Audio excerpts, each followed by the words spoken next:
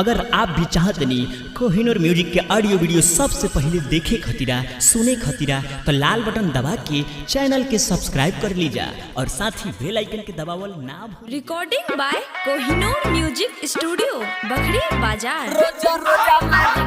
मारी मारी रोजा रोजा हसकी सोइया हमरा लागे लोही के चकी सोइया हमरा लागे लोही के हसकी सोइया हमरा लागे लोही के रोजा रोजा मारे कोरवे में धोही के रोजा रोजा मारी मारी मारी रोजा रोजा मारी कोरवे में धोही के हम न कर चल जाई हम मही के रोजा रोजा मारे कोरवे में धोही के recording by Kohinoor music studio Bakhri Bazar.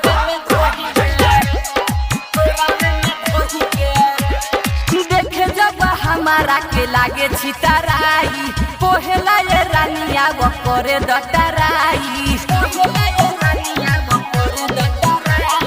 देखे जब हमारा के लागे छितराई पोहेला ये रानिया वो करे दटराई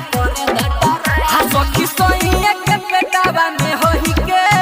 सखी सोइया के पेटावा में होई के सखी सोइया के पेटावा में होई के रोजा रोजा मारे कोरवे में धोई के रोजा रोजा रोजा रोजा मारे कोरवे में धोई के हमारा के मारी मारी देवेला मराई रोई जब हमारा के देवेटा भराई रोई जब